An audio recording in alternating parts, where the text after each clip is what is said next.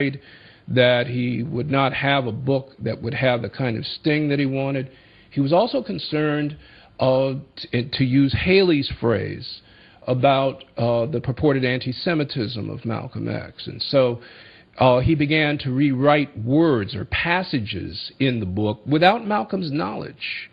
And Haley, in his own, this is prior to emails, Haley had a tendency to write even more frequently and voluminously to his agents and his editors than he did putting pen to paper in his own books. So that one finds in Haley's archives, or the archives of Anne Romaine, who was going to be his biographer until her tragic death in 1995, one finds a copious a series of notes from Haley to his editors and attorneys regarding the construction of the autobiography itself. He wanted to steer the book to accomplish his political goals as well as Malcolm's goals. Now, Professor Marable, you went to the Haley collection. That's right. Can you talk about that experience and how difficult it is really to get original information about Malcolm X, and the Haley example is just one?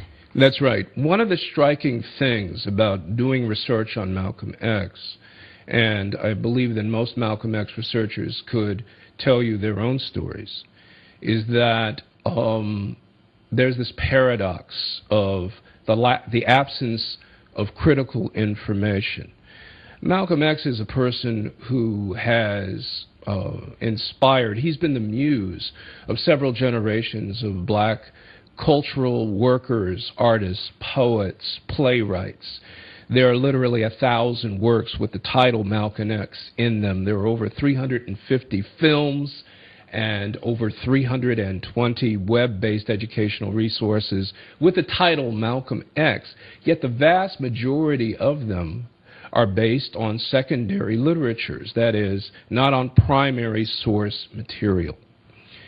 In the case of Alex Haley, Haley's material is located at the University of Tennessee at Knoxville primarily, but there are a whole series of elaborate steps that one has to encounter in order to even begin to do research. There's an attorney. You have to, if you want to photocopy material from that archive, you have to get permission from the attorney beforehand. You have to name the exact pages you want to photocopy before you can photocopy them. So that there are a whole series of steps. You can only use a pencil rather than a pen to copy down material, etc. It's a laborious process, and it takes a long time just to do a small amount of research. Fortunately, Anne Romaine, who was appointed by Haley just before his death to be his own biographer. She was a folk singer? That's right, a folk singer and a skillful historian, even though she was not formally trained in the field. She collected her own parallel archive to Haley, and without Anne Romaine's archive, which is also at the University of Tennessee, well, let me put it in a positive light. With that archive, we've gained extensive knowledge about how Haley and Malcolm actually worked and how the book, the autobiography, was constructed. The raw material for Chapter 16, a lot of that material, is actually in Romaine's archives, not in Haley's, which is interesting.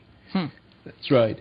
But what is most interesting about the book is that, as I've read it over the years, something was odd to me. It's like, you know, Malcolm broke with the NOI in March 1964, and in that last 11 chaotic months, he spent most of the time outside of the United States. Nevertheless, he built two organizations in the spring of 1964. First, Muslim Mosque Incorporated, which was a religious organization that was largely based on members of the NOI who left with him.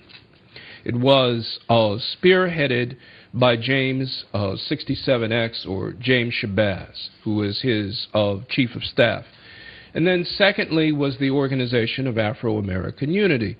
This was an organization that was a secular group.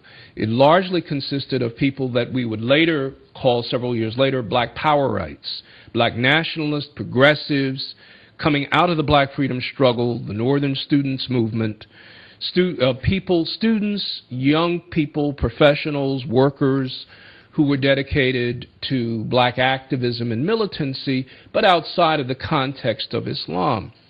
There were tensions between these two organizations, and Malcolm had to negotiate between them, and since he was out of the country a great deal of the time, it was rather difficult for him to do so. It seemed rather odd that there's only a fleeting reference to the OAAU inside of the book that's supposed to be his political testament. And I wondered about this, and it seemed like something was missing. Well, as a matter of fact, there is 3 chapters. And those 3 chapters really represent a kind of political testament that are outlined by Malcolm X. And to make a long story short, they're in a safe of a Detroit attorney by the name of Greg Reed. He purchased these chapters in a sale of the Haley estate in late 1992 for the sum of $100,000. And since that time, no historian, or at least I suppose I'm the exception, very few people have actually had a chance to see the raw material that was going to comprise these 3 chapters, the missing political testament that should have been in the autobiography but isn't. And what is he doing with them? Well, they're sitting in a safe. And I guess the conundrum, and I'm not an attorney or a person who does intellectual property, but my understanding of the situation is that he owns the property, but he doesn't own, he owns the physical texts of these chapters, but Mr. Reed does not own the intellectual property, the content of these chapters, so he can't publish them.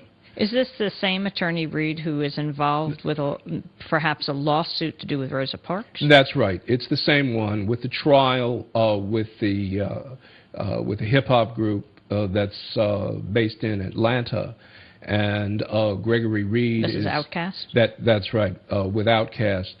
In fact, I think even Reed sent something to me asking me to be to give testimony in this trial, which I promptly said thanks, but no thanks. It's because Outkast used in their music, they use Rosa Parks' words, her own voice. That's right. And how does the family of Rosa Parks feel about this? Well, I can't really say. I just know what I've seen on the media. I know that they weren't very happy about this. Happy about? About Greg Reed's representation, but... so he's not representing them? Well, again, I can't really characterize what is going on with that lawsuit because I'm not really a party to it. Now, you are the only historian who've seen excerpts of the attorney Reed, the 3 chapters that he has in his safe? I can't say that for certain. One of the few. I could say that very few people have seen it. Reed, after a series of conversations, Reed said he would allow me to see this. This was about 2 years ago. I flew out to Detroit. I asked when could I come over to the office, and he said, no, let's meet at a restaurant, which struck me as rather odd. We met at a restaurant.